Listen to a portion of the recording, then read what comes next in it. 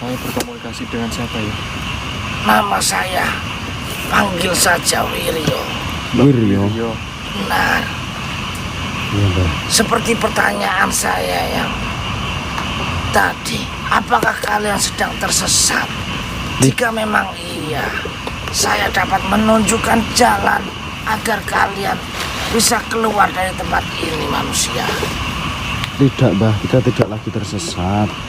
Kita sedang mencari sosok makhluk yang bernama Disota, Mbah. Apakah Mbah Wir mengetahui atau pernah dengar nama itu, Mbah? Bisakah kau ulang apa yang telah kau katakan? Kau sedang berurusan dengan siapa? Disota, Mbah Wir. Disota. Iya, betul. Saya adalah korban dari Disota. Maksudnya korban gimana maksudnya, Mbah? Saya dahulu sempat mengikuti ajaran yang diajarkan oleh Disota. Astagfirullahaladzim. Maksudnya Mbah Wir ini pengikutnya Karwijo. Saya pengikut dari keturunan yang sekarang diemban oleh Karwijo. Oh, jadi pemimpinnya dulu sebelum Karwijo itu ya, Mbah? Benar sekali. Disota adalah makhluk yang sangat luar biasa. Mungkin jika saya bisa menggambarkan, Iya, Mbah. Disota mungkin hampir sama persis dengan makhluk yang nanti akan datang di akhir zaman. Dajjal maksudnya, Mbah? Bisa dibilang seperti itu. Karena Disota sangat luar biasa kekuatannya. Dia dapat melakukan hal yang mustahil untuk dilakukan manusia. Bahkan saya sendiri mengira dahulu Disota adalah makhluk yang bernama Tuhan. Karena saya tidak mempunyai iman yang cukup kuat, maka dari itu saya sempat bergelap mata menganggap Disota adalah Tuhan. Karena Disota dapat melakukan hal yang mungkin kalian tidak akan percaya. Mbah, mungkin kita butuh banyak informasi dari Mbah karena Mbah pernah mengetahui atau pernah mengikuti ajaran dari Disota itu. Monggo itu silahkan duduk dulu ya, Mbah ya. Mbah, kita berceritanya Baiklah, sambil duduk, Mbah. dengan senang hati.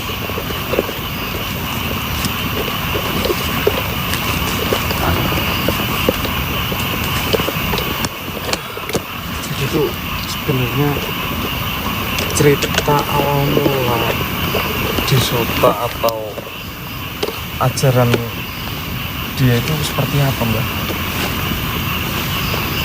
Saya tidak mengetahui persis asal usul dari Disota. Yang saya ketahui hanyalah setelah saya masuk ke dalam ajaran yang diajarkan oleh Disota, di mana dengan liciknya Disota mereka mencari umat sebanyak-banyaknya. Dengan tujuan apa? Yang pasti dengan tujuan untuk menemani dia di akhir zaman nanti di neraka. Menjerumuskan para manusia-manusia itu, Mbak. Benar sekali. Karena sudah dipastikan Disota takdirnya nanti akan di neraka. Maka dari itu dia akan mencari umat sebanyak-banyaknya. Dan ada suatu hal yang perlu kalian ketahui. Disota dapat melakukan hal yang mungkin tidak pernah terbesit dalam pikiran kalian. Melakukan apa, Bunda? Disota dapat mengeringkan sebuah laut, menjadikan gunung tidak terlihat. Bukankah sebuah hal yang mustahil itu manusia? Mustahil itu, Pak. Akan tetapi Disota dapat melakukan itu dengan mudah. Maka dari itu, jika manusia tidak terlalu kuat imannya, mungkin manusia akan menganggap Disota adalah Tuhan yang dapat melakukan hal apa saja yang dia inginkan. Ilmu apa sebenarnya yang dimiliki oleh Disota itu, Mbak, kalau boleh tahu? Untuk nama ilmu tersebut, saya tidak mengetahui persis manusia. Tapi yang harus kalian lakukan adalah berhati-hatilah menghadapi Disota. Kalian berasal dari mana? Saya dari Sragen, Bang. Sragen, Mbak. Jauh dari tempat ini. Ya lumayan.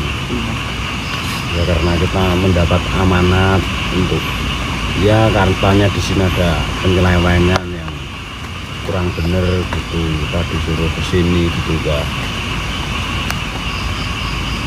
74 tahun lalu, sebenarnya kemurkaan Gunung Merapi ini sudah meluap-luap akibat kelakuan keturunan dari leluhur Karwijo yang saat ini sedang melakukannya.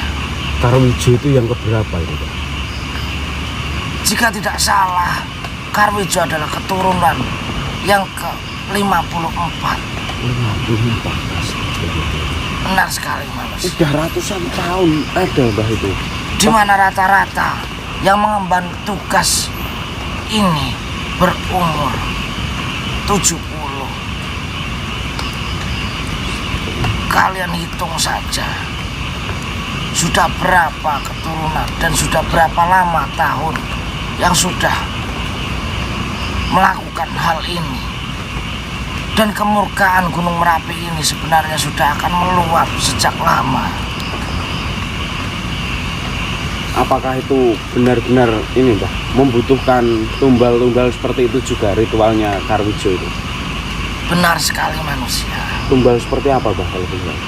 Awalnya saya sempat tergiur dengan ajaran ini karena saya melihat sebuah keajaiban yang dilakukan oleh Disota. Akan tetapi pada akhirnya para iblis-iblis terlaknat itu meminta sebuah perjanjian di mana jiwa dan raga kami dipertaruhkan. Belum sempat kami menikmati hasil yang kami idam-idamkan, kami sudah dijadikan sebuah tumbal yang dimana mungkin sudah nasib saya di akhir zaman nanti. Saya sudah pasti masuk ke neraka manusia. Ya. Yang dimana saat ini saya masih terlontang-lantung, tidak tahu entah mau kemana. Ya mungkin ini adalah waktu yang tepat untuk Mbah Wer bertobat atau ya memperbaiki lagi sebelum nanti. Apakah pengampunan itu masih ada untukku manusia? Tentu pasti masih ada, Mbah, jika kita mempunyai niat dan ketulusan yang ikhlas. Allah itu maha pemaaf, maha pengampun, Mbah. Tidak ada yang telat. Jika saya diberi kesempatan hidup sekali lagi, saya akan beriman dan bertakwa kepada Allah. Dan saya tidak akan menghiraukan keajaiban-keajaiban iblis selain takdir Allah manusia. Bah, kalau kelihatannya Disota itu kan melakukan pertumbalan. Sebenarnya tumbal itu untuk membuat apa Disotanya gitu loh, Bah? Yang jelas tujuan utama Disota adalah mencari umat sebanyak-banyaknya untuk diajak nantinya masuk ke dalam neraka. Kalau tumbal itu banyak nggak mengetahui. Saya tidak mengetahui manusia. Yang saya rasakan setelah saya menjadi tumbal, ya seperti ini.